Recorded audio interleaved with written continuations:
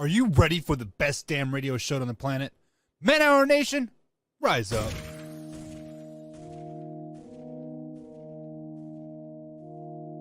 You don't want to be every time, no.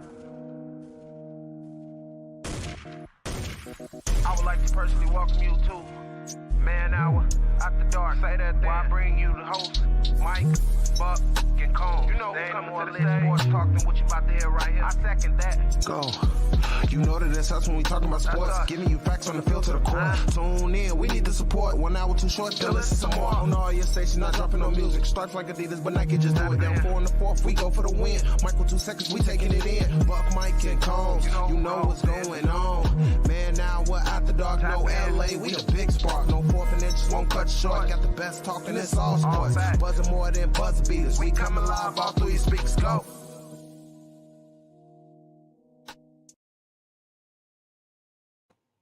And what is going on, Man Hour Nation? It's your boy BC, Brandon Combs, coming to you live here in the great city of Chicago. We have got a great show lined up for you guys. We are going to talk about the Cubs landing their man, Dansby Swanson. We're going to talk about the White Sox shocking the entire city and making any signing in the world, but they do go out and get a very good Andrew Benintendi. Fitz is going to tell you why it might actually be the best deal in White Sox history. I don't know about that, but we'll talk about it. We're going to have ACL Pro Tom Gorski on the show. That's going to be a lot of fun. And then we'll wrap up talking about the Chicago Bears versus the Philadelphia Eagles. But before we move any further, I got to welcome the man, the myth, the legend, Ryan Fitzgibbons. What's going on, buddy? A little much. You're setting expectations way too high. Yeah, the Sox actually spent some money. I'm still not taking back what I said about Jerry Reinsdorf, but they did spend some money. So did the Cubs. The Cubs finally get a shortstop. I thought it wasn't going to happen, but yeah. Yeah, I didn't think it was going to happen either. For baseball nerds. Yeah, I mean, look, I've been geeking out all off season long about a lot of these moves. We were talking right before the show came on how crazy it was that the Giants were about to sign Aaron Judge, and their World Series rights went from 40-1 to 20-1, and then they go ahead and get Carlos Correa, and they go from 40-1 to 40-1. we're like, how does that work for a guy like Carlos Correa? But the Cubs and White Sox made some moves. Yeah. And it's one of those things. But before we get into those moves, man, you upped the swag a little bit this week. I did. You did. Yeah, I mean, now you have 2 photos behind you. The Bulls, who lost by over 20 points to the Knicks on Friday. I got a little bit on that too, and then we got my White Sox from the year the 6 championships for the Bulls, and then the 1 for the White Sox that nobody remembers. Yeah, you went from having 1 photo behind you, now you got 2, so you're getting there. Yes. I mean, it's not. I mean, every week. What we're gonna do is you're gonna figure out a design. I'm gonna come up there and I'm gonna help you build it all. We're gonna build you a little studio, and then when I buy my house, I'm gonna build myself a little studio. I mean, I got a little bit more swag than you do, but still, a little bit. It's still not as much. You should see all the stuff that I've got hanging around here that I could put in the background. It's ridiculous, but no, we're gonna definitely get that going for you. But let's get into it, man. So the Chicago Cubs, it's fresh. They go out and they get Dansby Swanson. 7 years, $177 million. Boils down to a little bit about $25.5 million per year. And before this offseason started, I was not out of all the shortstops, I didn't think that Dansby Swanson was the guy that I was going to want to see at shortstop for the Chicago Cubs. Now, I did say that Swanson up the middle with Nico Horner would be a lot of fun to watch defensively. Like I think that makes for, but both of them.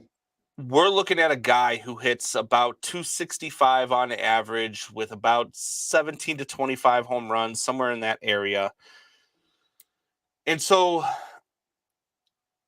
when all the other guys were signing at 11 years, $300 million, 13 years, $350 million, I was like, you know what? For that amount of money, I'm okay with the Cubs not landing them. And now you get Dansby Swanson for 7 years. And I said a couple weeks ago, I said I wanted one of these guys at 5 to 7 years. I don't want him at 11. 7 years, Or 177, a higher AAV, shorter deal. Like, I actually thought that this was a great get for the Chicago Cubs. And then you start taking into account that you're going to get Dansby Swanson on a year where the shift is gone. All infielders have to have 2 feet on the dirt. I think averages are going to spike a little bit. So maybe we do get 285 out of Dansby Swanson. And not to mention, he is one of those guys that last year, the last 2 years in Atlanta, which is a ballpark that plays really big, he's hit 27 and 25 home runs respectively. So coming into Wrigley Field, I wouldn't be surprised to get 285 and 30 out of him and have him hitting at a better percentage higher in the lineup. Maybe have him leading off, or maybe have him batting second behind Nico Horner. I really think that they could set this up, but they can't be done yet in the offseason, if you ask me. Well, they could be. My only take on it is I don't think they're ready to compete yet. You might be dreaming, but I don't know if they're ready to compete yet. Maybe that's next year, but this is definitely a great pickup. This is the best pickup at shortstop for the years and the price. He was a higher WAR player than Carlos Correa last year, and got a lot less years on a contract, same age. I think they're the same age, maybe a year apart. I think they're tracking Dansby as a better shortstop defensively. So yeah. And I like Dansby Swanson. I really do. I liked him in Atlanta. I thought he was a good player. I thought he was a really good compliment to Ronald Acuna Jr. And I feel like this is a guy for over the next 7 years. If you build around him, if he is the centerpiece, you could be okay, right? Like, and when I say not done in the offseason, I don't mean going out and getting an ace or going out and getting, a catcher of the future, right? I'm talking about maybe going out and getting a Gary Sanchez for 2 or 3 seasons. Maybe going out and getting even a guy over the third baseman from the Dodgers there with the redhead. What was his name? Justin Turner. Justin Turner. Maybe you can go get Justin Turner on a 1 or 2 year deal to play third base. You can move Patrick Wisdom over to DH. I'd be fine with Patrick Wisdom as a DH. I just don't want to see him as my everyday third baseman. I don't think he's to me, he's a liability defensively. Mm-hmm. And I don't think he can stay healthy if he's your everyday third baseman. So you can either platoon him at first, and whenever Matt Mervis is ready to play, you can have those guys come in and out, or if one of them takes over, then good. You know what I mean? But I still think that they need a couple of little pieces here and there over the offseason. You can't be done and compete in this division, not with what the Cardinals are doing. And that's just beat the fucking Cardinals, man. just beat the Cardinals. They're gonna be tough again this year, man. They are. I know they are, and they got my guy Willie. A year away, but the Cubs might be a couple years away. I mean, this pitching staff, this young pitching staff, really has to. If they're going to win this division, this pitching staff is going to have to pitch above their expectations, right? Like, for me, this year, right now, if you go into this season with the roster you currently have constructed, I think 82 wins is a great season, right? Yeah. But if you go and you add Justin Turner, if you go and you add Gary Sanchez to run a young pitching staff, and then maybe even add another bullpen arm, maybe another, another back end of the rotation type guy, then you start becoming just as good as the Cardinals are right now on paper. You still got to go out on the field and perform. As Jeremiah chimes in, Swanson is your present under the tree, and Drew Smiley is in your stocking. Did they sign Drew Smiley? I didn't see that. I didn't. No. I know he's still a free agent. I don't think that they. Think so. Maybe Jeremiah is breaking some news here. Jeremiah, you got some I don't know. You got some Maybe he stuff thinks in they're your gonna back sign him. pocket here. I don't know. I like Drew Smiley. There's 33. probably a couple of pitchers that I would want them to go get before him. But he'd be nice to have him back. I wouldn't be upset with him. Jeremiah says first to report. Hey, I'm with it. If that's what they did this morning, I'll be happy with it. Now, like I said, a catcher and maybe a 1 or 2 year deal for a third baseman would be ideal. So Yeah, not looks only like did they're expected to sign Drew Smiley 20 minutes ago. Oh, no kidding. Yeah, boy, Jeremiah, way to break the news. 100%, but Jeremiah's on the phone right now with Drew Smiley trying to get him Yeah. signed for the Cubs. I like signing it. him up. I like it. So, speaking of surprises, and speaking of things that we didn't see coming, the White Sox, your White Sox, went out and got Andrew Benintendi.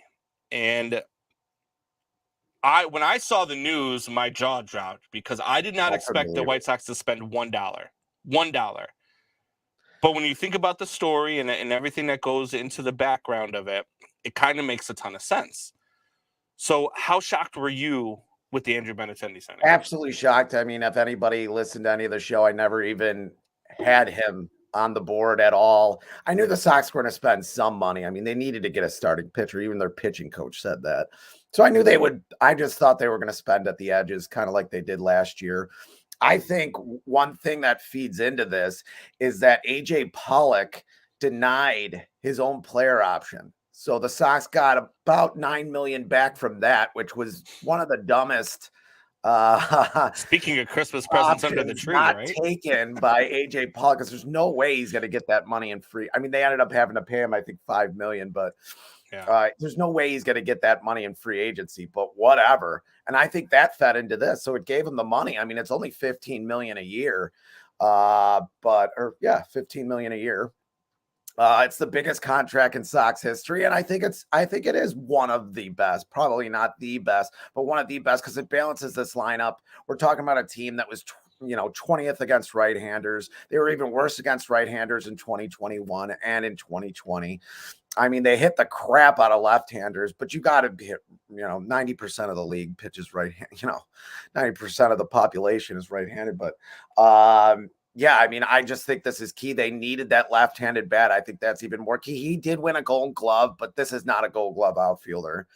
He's definitely solid. This makes their defense better. They don't have Andrew Vaughn tracking balls in left field this year. They won't have Gavin Sheets out there.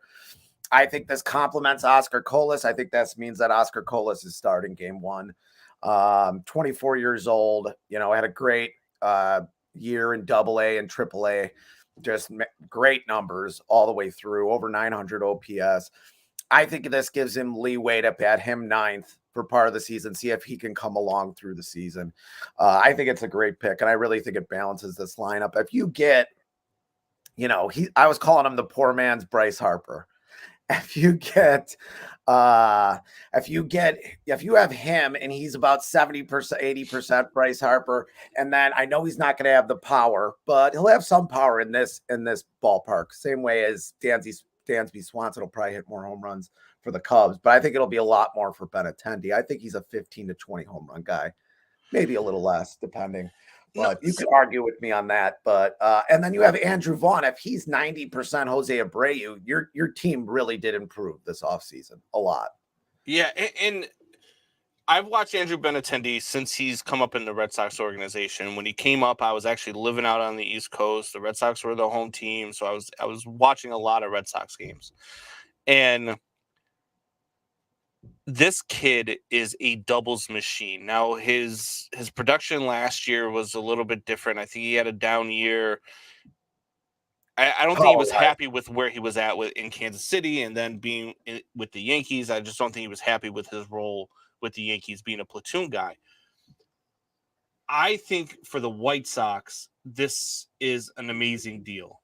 And as Jeremiah says, the funny part is it's a value buy for most other organizations, but it's the richest deal in Sox history. Yeah. And I think that you're going to get a guy who is a doubles machine. I mean, this guy just hits gaps. And not only that, but like we said with Dansby Swanson, you're getting a guy in a year where they are banning the shift. He's a left-handed bat. You're banning the shift. You're making all infielders have 2 feet on the dirt.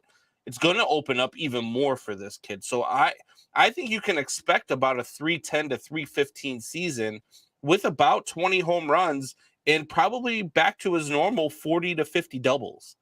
And if you get that type of production out of Andrew Benintendi, I think that makes the White Sox the best team in the AL Central. And I think that makes them a top 3 team in the American League, period. Wow, big words. I like this White Sox team. I've liked to... this White Sox team for years. Like I Yeah. really thought that TLR coming on really set this team back about 4 years. But this roster, this group of guys that they have, this team should be winning. Now, granted, you have about, out of the 9 guys starting, you have about 6 of them are first baseman / DHs that are trying to play the outfield.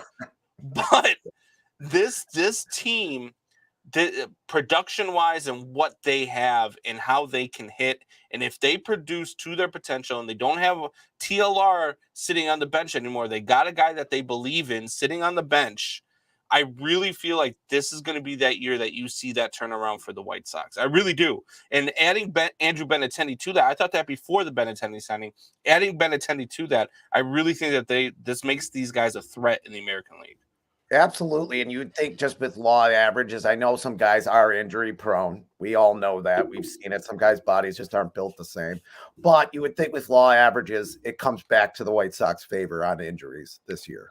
You would think. And if they're not going to be that injured, I mean, you had 23 of the 25 starters miss, or 23 out of 26 that they had this year miss a lot of time. I mean, up and down. The only 2 guys that didn't get injured or miss significant time was Cease and Abreu.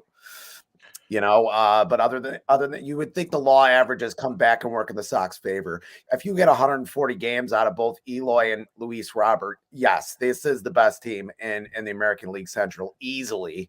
And they do have a shot at a championship. So was this a redemption? Was this a redemption signing for Rick Hahn? I think so. I know they wanted him in the trade for Chris Sale. They wanted him instead of Moncada. They got Moncada, who is one of the top. I mean, both of the guys were one of the top 5 guys in the minor leagues back then. But they got Moncada, which was fine. I mean, he has been good. He was terrible last year. But yeah, I think it is a redemption signing. I think when you get TLR shoved down your throat, when you know Hahn did not want him.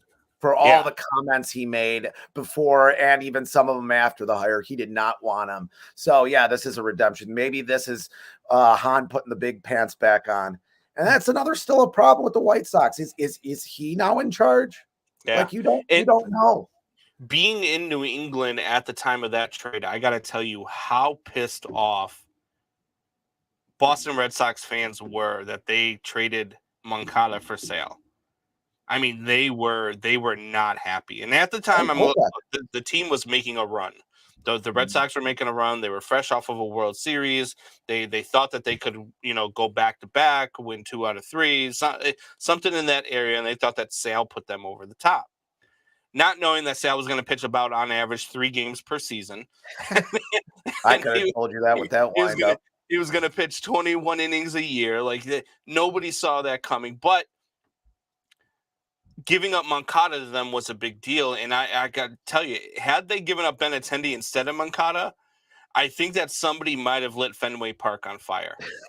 So it's probably a good thing for the Red Sox organization that it didn't happen, but that would have been a whole lot different deal. It would have been a whole lot of a different look for the Chicago White Sox also moving forward too, right? Because you might have not with Benintendi in your outfield, with Eloy Jimenez in your outfield, and with who's the center fielder there? Luis Robert in your outfield, you might not have held on to a guy like Andrew Vaughn, right? Like he might have become an expendable piece in your outfield, a trade that maybe you made for an arm or something like that.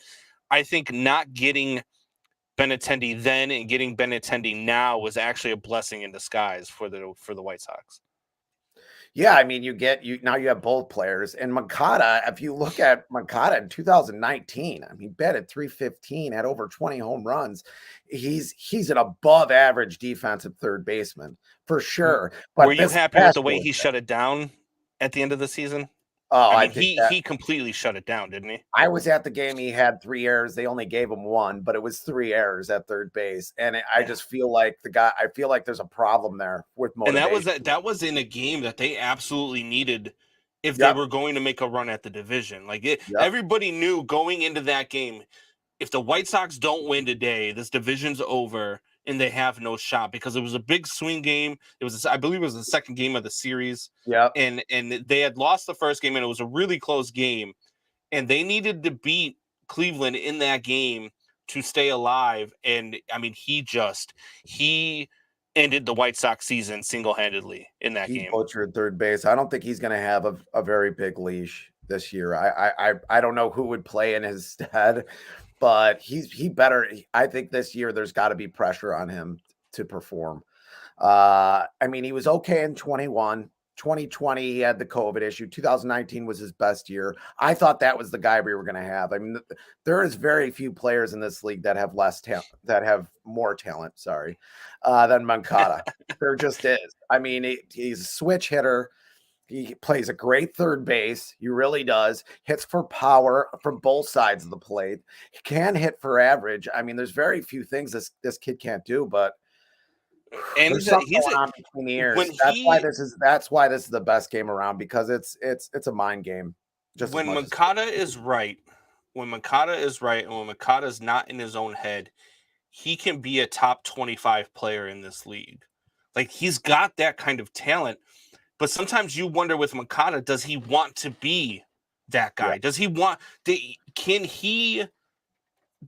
love the game as much as the game loves him, I guess, is the right question. Yeah, right? That is a good question. And so that's going to be one of those things to watch out for as we go through this White Sox season. Now we go into a season where the Cubs go and get their guy, Dansby Swanson. The Cubs are still have a few moves to make, in my opinion, to even compete for the Central. The White Sox, to me, look like they could be a top 3 team in the American League.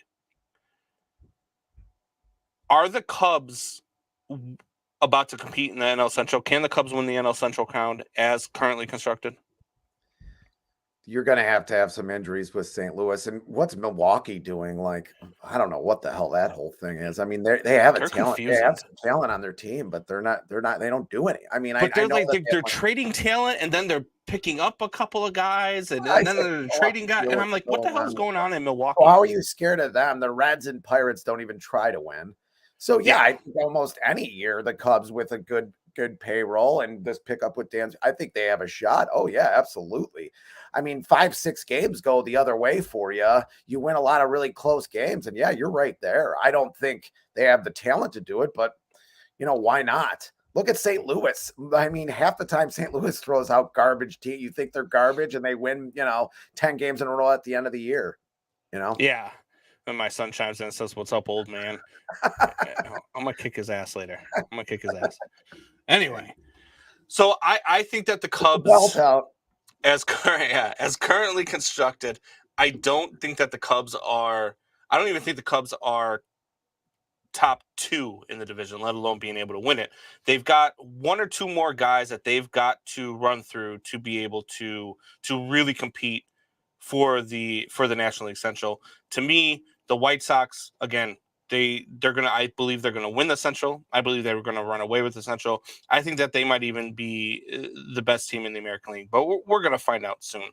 I think just the Cubs getting Dansby Swanson is saying, like, we're starting to open that window up. It's not going to be this year. I mean, there's a really good chance you're right. They're going to be second or third in the division, what have you. But the window is starting to open. I mean, they're not going to waste these 7 years. They're not going to be terrible for the next 3 years.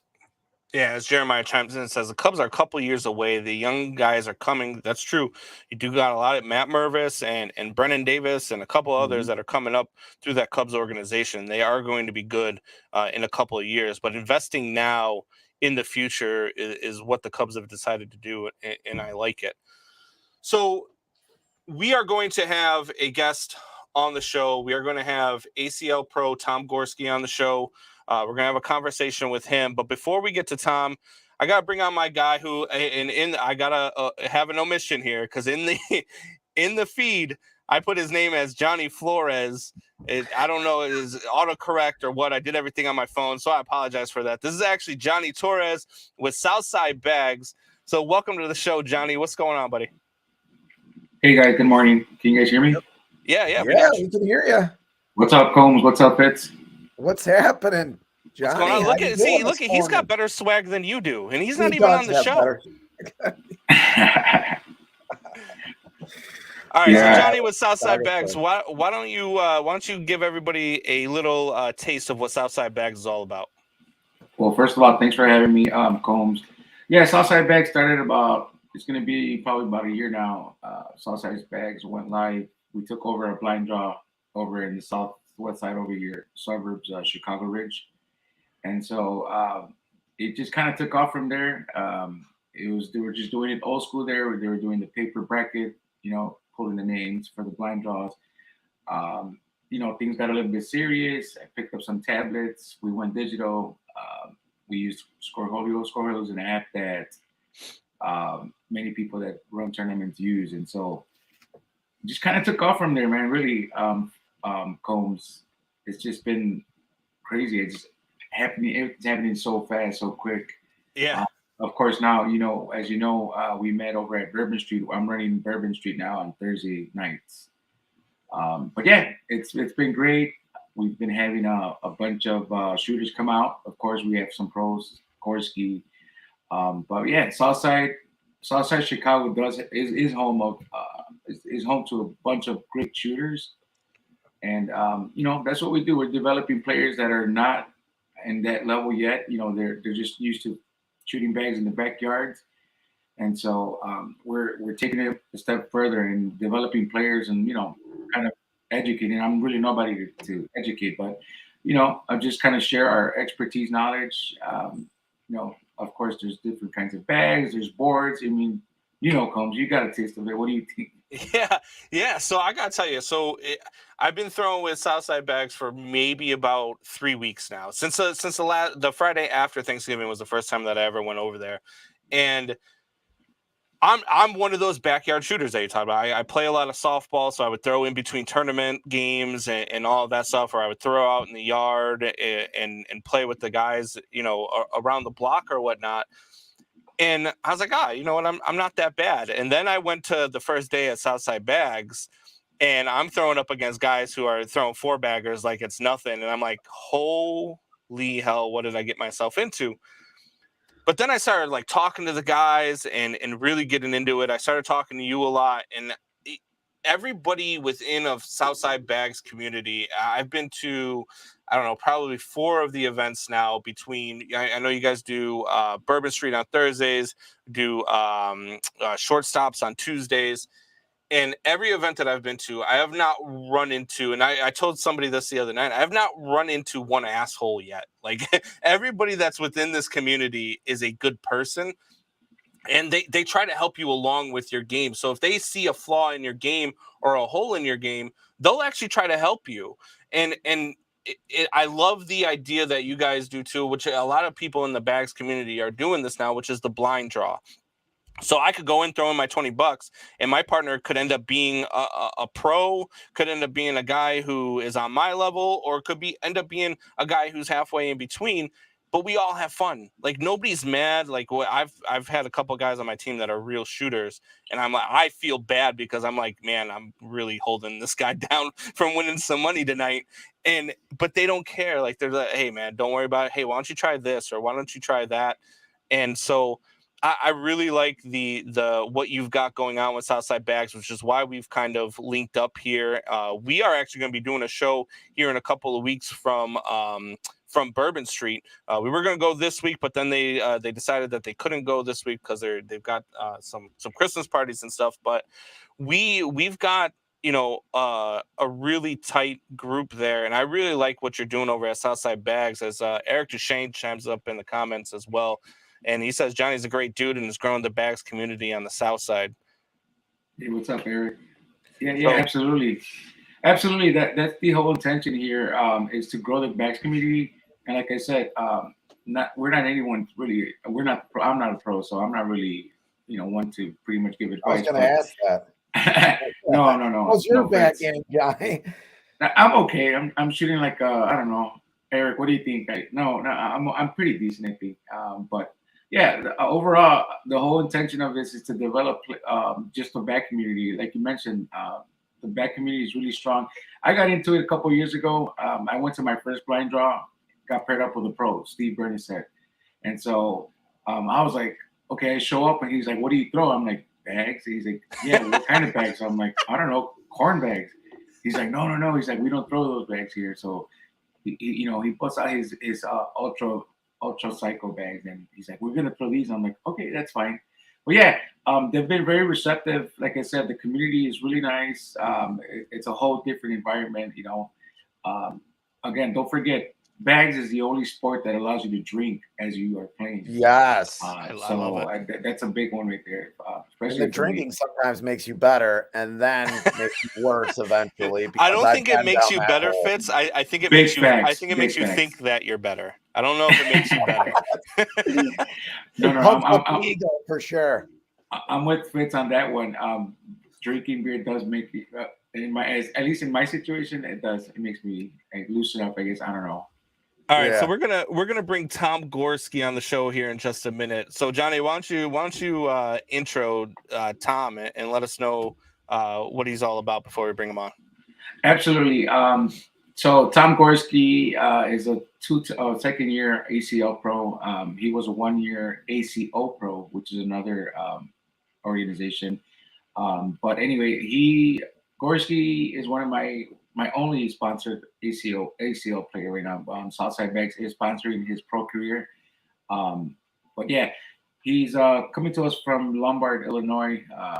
Actually, that's his hometown, but he actually is staying in Villa Park. But without further ado, Tom Gorski, everyone.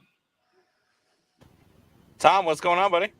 Hey, thanks for having me on, Brandon. Thanks, Johnny. Hey, no problem. So Tom, we've got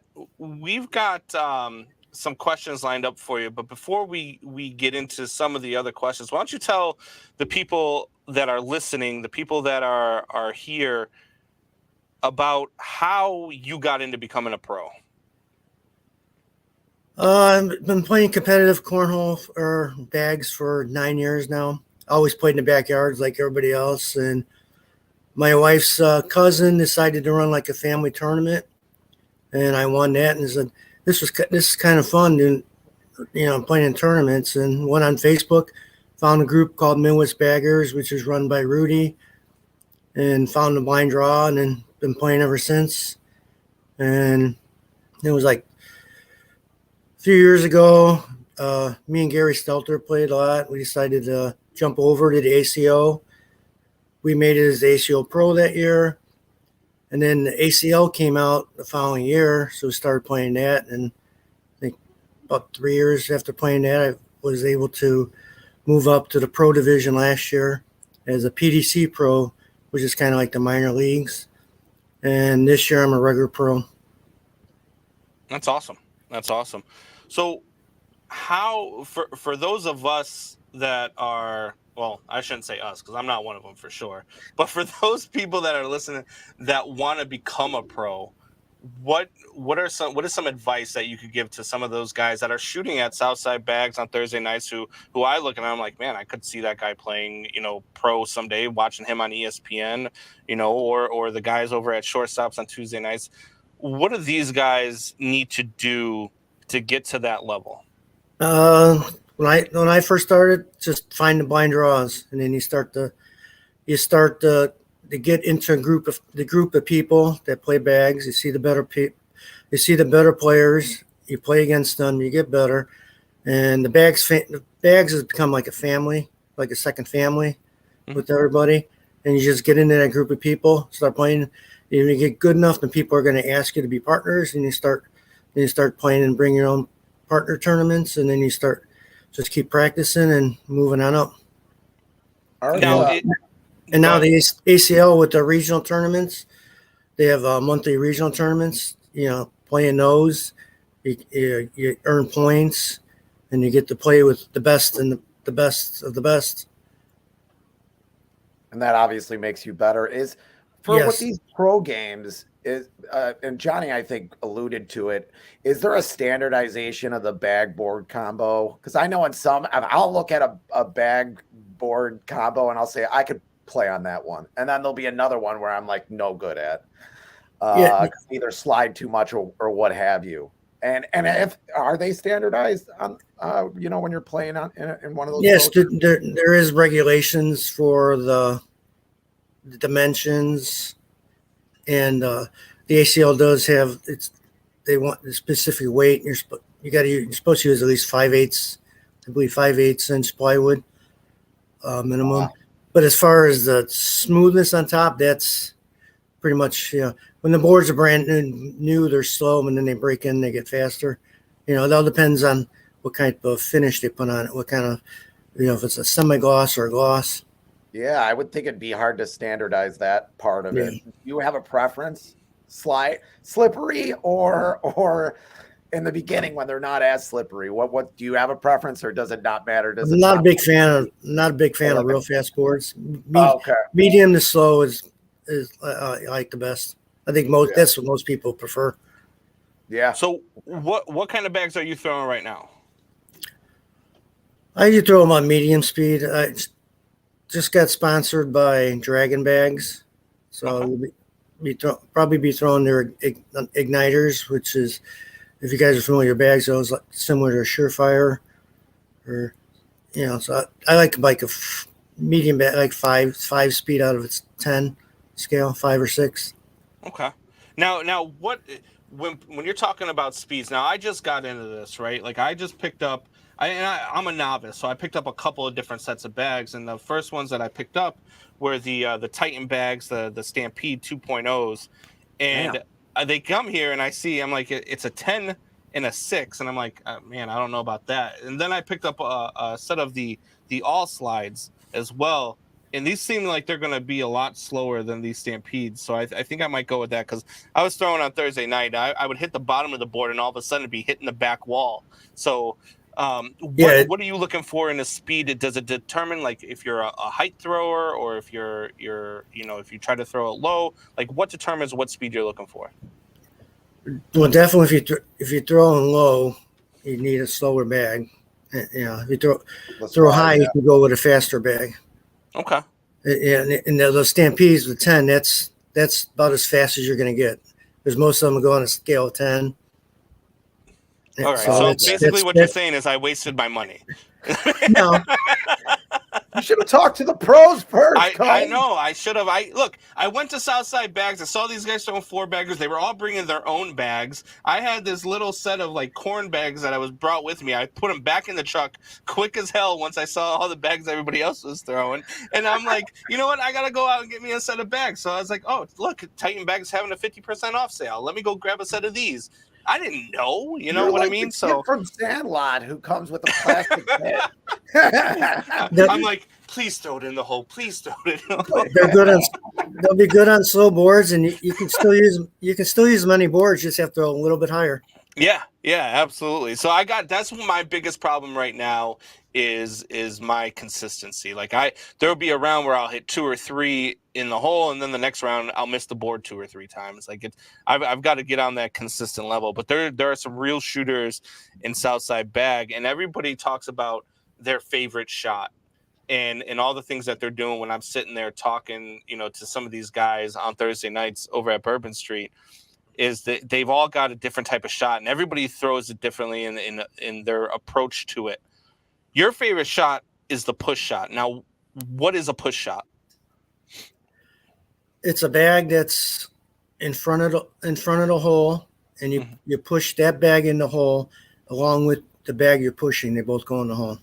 Okay, so does your throwing your shot in the way you throw, does that alter based off of your opponent? Yes. A lot of times strategy. You're trying to block the hole to try to make your opponent miss, and then you're pushing through if he misses, you're pushing through to clean up.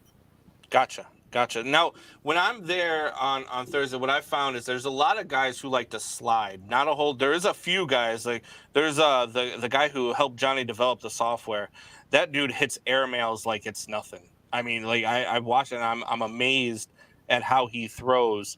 But there's a lot of guys there that like to slide in. So I like to play a lot of defense. I'll try to get a bag set up in front of the hole to make these guys try to slide it past it or whatever they've got to do.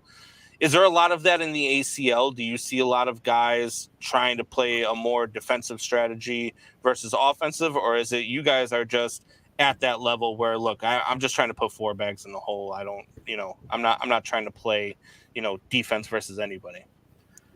It's split. There's a lot of people that just go hole for hole, and there's a big bunch of people that like to first bag block, and there's people that actually, instead of pushing after block or airmail, there's what's called a roll bag now, where people will actually roll over a bag. Yep. Yeah, I've seen that. So that's big. There's a lot of those people like they put a block up first, and then they'll roll over the bag. The main thing is they're trying to block to make you miss, so they can get a minimum of 2 points that round. Eric Duchesne chimes in and says, Gorski's push shot, when it's on, is so good you can't block him. Either he can go through. A beast for sure. So, Tom, if you could face one guy, we like to have a lot of fun on this show, as you can tell. We'll banter back and forth. We'll talk shit to one another. I'm a Cubs fan. Fitz is a Sox fan. Even though neither one of us really dislikes the other side as much as most Cubs and Sox fans do when you're in your teens or whatever the case is. Are you a Cubs or Sox fan, Tom? I'm a Cubs fan. Attaboy. Oh, God. Attaboy. Nobody can be perfect. Tom, look, from this conversation with Tom, he's about as close as they come. So Tom, this is what I'm going to pull out of you, and I'm going to pull this out of every guy that we talk to moving forward with the ACL Pro. And I did this a couple times. We've had a couple UFC fighters on the national show, and I've done this with them, and it's actually made for some good content at the end of it. I want to know if you could face one guy in the ACL this afternoon. You're going to call him out. You're going to take him on the boards. You and him are going to go at it one-on-one. Who are you challenging and why? Probably Jay Rubin. We started pretty much around the same time. Yeah. What is his ranking? What is your ranking? Where are you guys at on the pro level? Well, his ranking is he's in the top 10. He's probably definitely won the top 5 in the ACL. Yeah. Okay. And his game is strategy wise and and hitting the shots wise is probably one of the best. All right, so I learned a lot of strategy just watching him. Awesome. I'm gonna bring Johnny back on the show here before we get off. Johnny, do you have any questions, anything you want to say to Tom before we let him go here? No, absolutely. Just want to thank Tom for being the first interviewee here for Southside Bags. What are we calling it? Southside the shooter of the Star week. Of the week. Star of the week. No, I just want to thank you for coming out. Very proud of what you do. You have an awesome career, and that's one of the reasons why we're sponsoring you. So wish you luck in your ACL Pro second year now. But yeah, just wanted to mention we will be continuing these interviews on January 8th. We're expecting to get Nico Morales, who's another ACL Pro. So, but yeah, thanks for coming on, Tom. Appreciate it. Thank you, Johnny. Combs, Fitz, thanks for having us. Yeah, No absolutely. problem. Hey, Tom. Before we go, I know Fitz got another question for you. I want to know we're gonna have Johnny Flores, or we're gonna have Nico Morales on here in a couple of weeks. Who would win, you or Nico? Me and Nico always have good games. He usually comes. The last few times we played, he's come out on top. But we always have. Today, though, who would win today, Tom? Don't be afraid, Tom. Well, today, Himself. right now, probably Nico. Nico's been on fire. Oh man. Oh, yeah. At least you're honest. Yeah, at least Nico, you're honest. Nothing you can do with that. Go ahead. Nico Morales has been on fire, definitely. Yep. He's right about that. My question was, when we talk about PEDs, performance enhancing drugs, do you think that drinking does make your game better, or do you not drink at all? I mean, that's fine too. Me and Johnny were talking about it. It makes me better the first 2-3 drinks in. Once I get to 7 or 8, I get worse and I get loud and frustrated. Yeah, the drinking can calm the nerves. I don't drink that much, especially at the Pro Nationals. I really don't drink at all. They don't let you. The blind draws, it can calm the nerves a little bit, but yeah, it becomes a point where you can go the other way. Michael Both says, Tom, we need a Western Suburban League. I'll be actually throwing. I'm gonna head over to McLafferty's today and throw over in Lamont. So if you're over there, Michael, head over to McLafferty's and try to win yourself some money. I got a couple guys going over there today. So. All right. So thank you, Tom. Appreciate everything that you brought to the show. Thanks for coming on, and we look forward to chatting with you again. All right. Thanks. All right. Good luck. Absolutely. Good luck. All right, Johnny. How do you think it went today? It went good. I was a bit nervous here. You can tell by the ums, the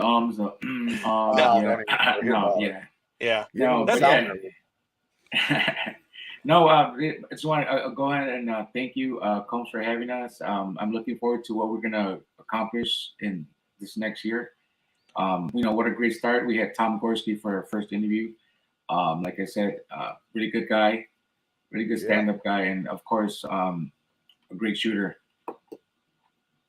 Yeah, absolutely. It was a great conversation with Tom. It was great having you on. I look forward to everything we're about to accomplish. We were just talking the other night. I'm looking forward to doing some of our live shows. We're going to be streaming some of the matches. We're gonna do something really good with Southside Bags, and we've got a lot moving forward. We are excited for what we're about to do. I know my guy Buck from the national show, he's excited for what we're about to do. So we just gotta get Fitz to come down so we can destroy him. I'll come down. You can watch the terrible, the yelling and the sweating. well, we gotta get you rooting for the right baseball team first, Fitz. Oh, come on. Attaboy. As you know, I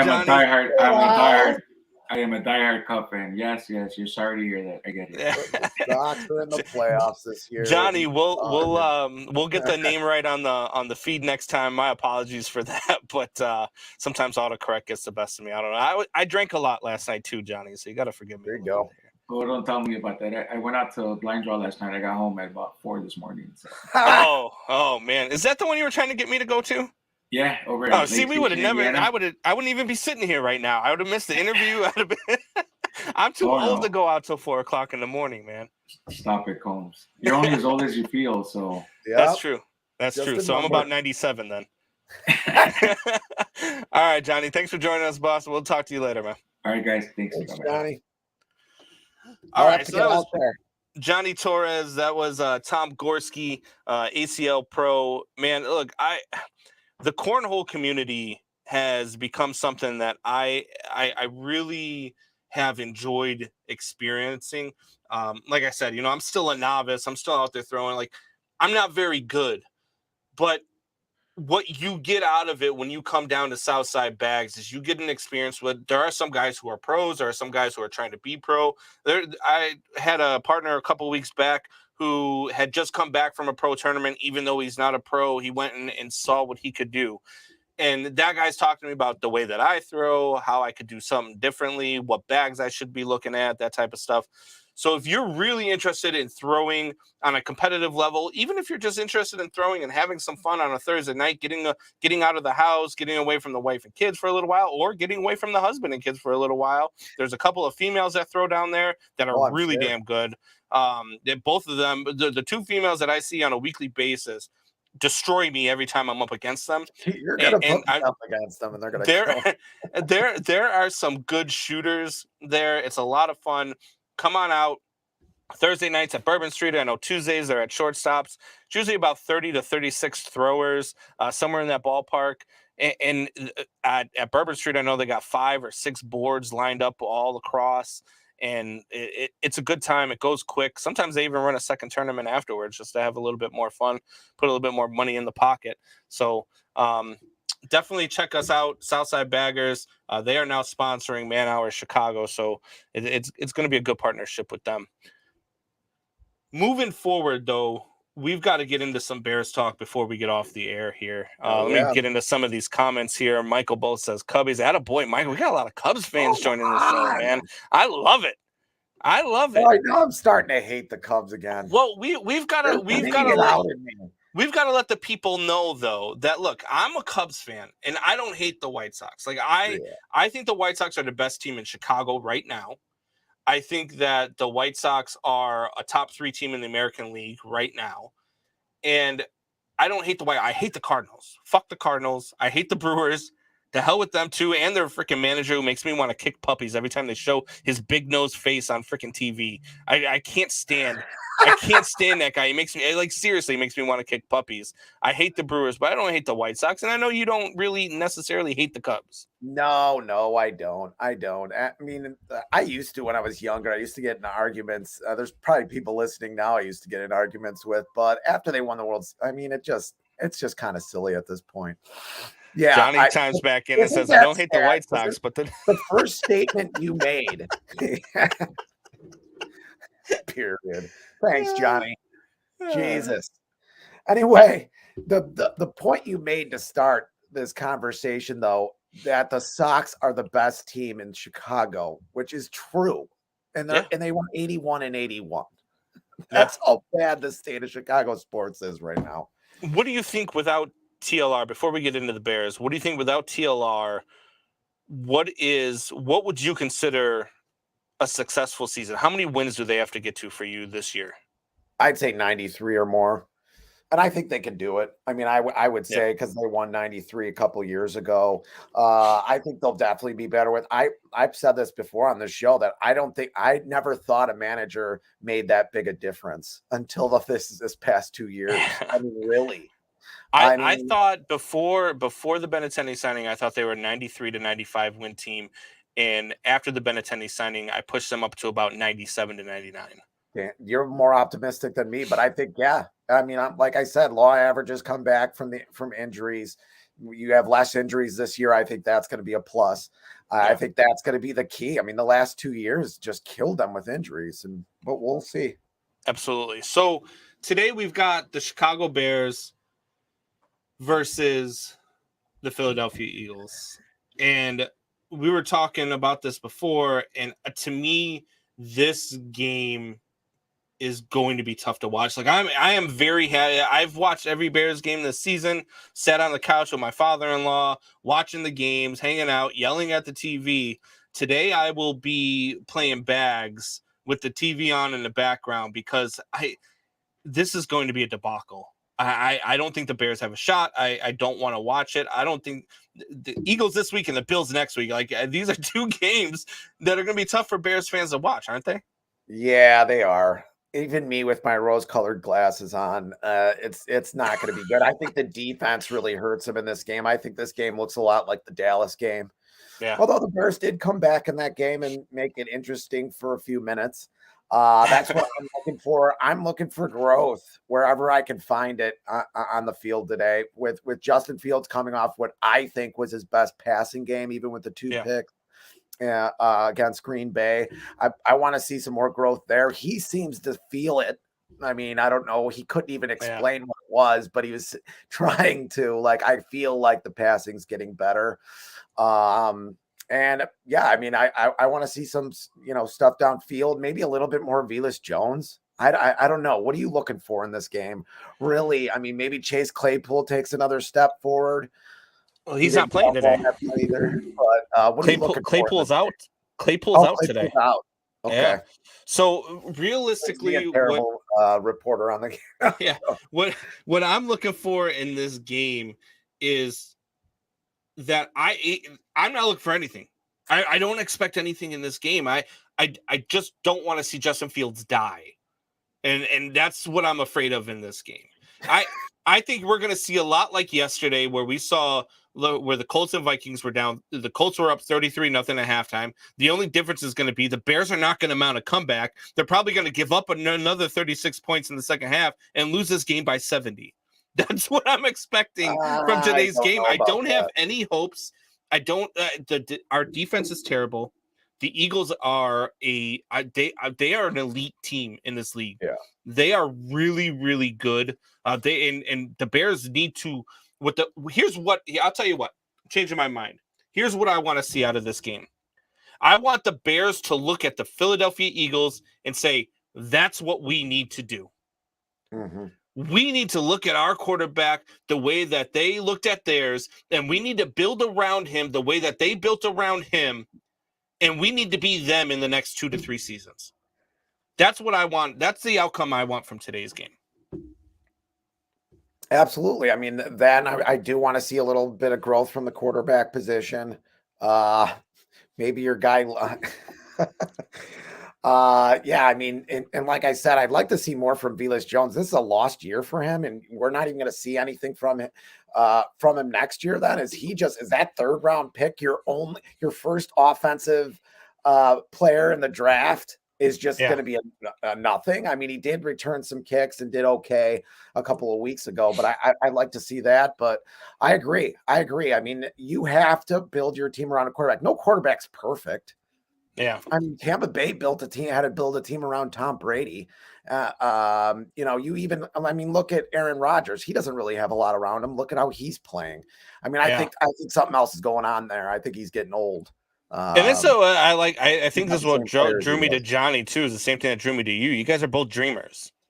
Johnny chimes in and says Bears pull an upset today. We can talk about this on our next show. I don't see that happening. I don't see any way.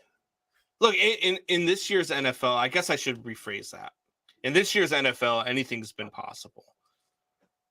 And I've seen some teams beat some other teams. And I'm like, wow, how the hell did that happen? I don't think the Bears are that. I just can't see this defense stopping that offense. I can't. I could see maybe our offense keeping up with their offense. Mm-hmm. Maybe we can go toe-to-toe and get into a shootout with them, and maybe something crazy happens at the end. I don't think that this game's even close. I really don't. I wish it wasn't going to be a close game because I'd be more interested in that. I don't know, man. This is probably the least interested I've been. This is the least interested I've been in a Bears game all season long, because I just don't want to watch how bad this one's going to be. Yeah, I mean, I have to agree with you. I mean, I just think this is a really bad matchup for them. Need to stretch the field early and often, have to take more deep shots. I mean, they do take a lot of deep shots. I mean, I'd like to see them take more, though. I get what he's saying. If he's only taken 3 or 4 deep shots. Now, again, we talked about it last week, Jeremiah. The Bears do have the most big plays in the NFL this season. Yeah. They've got the most big plays in the NFL. But I would like to see more than 2 or 3 shots downfield, especially with Justin Fields. Let's just go out there guns blazing. Let's go out there and not have any handcuffs on anything. Let's let him play his game. Maybe even let him call the game. And I'll take that point even further. I mean, I think it's important to see what Flosses can do with after a bye week. I mean, I think that's important in grading your coaching staff. I mean, Nagy was terrible after the bye. Terrible. After the bye. Nagy was terrible, period. Good. Yeah. Nagy was bad. But I want to see. I mean, that's what this coaching staff is trying to make a name for, is preparing their team. Less penalties, more discipline. I mean, this was not a disciplined team the last couple of years. Not out of a bye, you should see that discipline. You should see that effort. That's what I want to see more than anything probably this week. Off a bye week, that's how football is. You get more time. They had that week and a half before the Patriots game, and they looked really good against the Patriots. Maybe they can do the same thing here and at least keep it competitive for a couple of quarters. So before we get out of here, barring a Bears miracle, let's just go out on a limb and say the Bears lose here today. Okay, I know it's a big limb, but are we rooting for the Denver Broncos today to get back into that number 2 seed? Absolutely. Yes. I wanted the Colts to actually win yesterday as well, even though they're 4-8-2 now. You would think that Is Matt Ryan the worst quarterback ever with a lead of more than 25 points? Unbelievable. 33-point lead into the third quarter, too. Yeah. 3-4 minutes into the third quarter, it's still up 33-0. It was That's ugly. just a debacle. I almost at halftime, Really I saw them up 33-0 at halftime. I wasn't even watching the game. They got up, I think it was 17-0. I turned on Fortnite and started playing Fortnite with my kids. And I wasn't watching the game. And then at halftime, I saw the score was 33-0. For the hell of it, I looked up my points bet app. And if I would have made $100 bets for the Vikings to come back and win, it would have paid out over $11,000. Damn. And I didn't do it. I was like, they're down by 33. I'm not going to waste $100. You know what I mean? And then when they came back and they won it, I was like, oh my God. Like, could you imagine had you just placed that one damn bet? If the Bears blow a 33-point lead, which they're probably never going to get there, does that kill Virginia McCaskey? I hope so. If so, if that's the case, I want them to have a 30-point lead today. I want them to have a 30-point lead today and lose 40-30. If that's what it takes to get Virginia McCaskey out of here, that's what I need. And when that finally happens, when Virginia McCaskey is finally gone and this team is finally ridden of her influence and the way that she leads this organization, we are going to have a celebration of death here. I mean, life. We're going to have a celebration here on the show. That's what's going to happen. All right. So before we get out, what's your pick for today? What's your score? God, they're going to score 40 points on the Bears. I'd say if the Bears do keep it somewhat competitive for a little bit of this game, but 42-24. Just picking numbers out of the air, something like that. Justin Fields will rush for 70 or 80 yards, even against this defense. So I'm a little bit more optimistic than you with the Bears offense. I'm a little less optimistic than you with the Bears defense. I've got the final of this one being Philly 53, Bears 30. We'll see. Mark it down. Mark it down. All right, guys. It was a great show today. We had Tom Gorski, the ACL Pro on. We had our guy Johnny Torres on. We talked about the Cubs getting Dansby Swanson, the White Sox getting Andrew Benintendi. We talked about the Bears debacle today. Hit us up in the chat. Check us out on Facebook. Check us out everywhere. Catch us live from Bourbon Street Thursday in January. Ryan, we'll talk about that here after the show. I know that was some news for you, but just came through yesterday. So great. And we're going to have a lot of good things coming. If you guys enjoyed the show, if there was stuff you didn't like about the show, let us know. We're all ears. We want to get better. We want to know what you guys want to talk about. Hit us up, chime us up in the chat.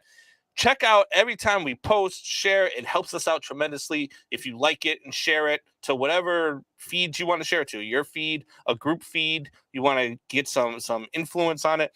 We love it all. Help us out. Thank you guys for joining today. Man Hour Nation, rise up. Are you ready for the best damn radio show on the planet?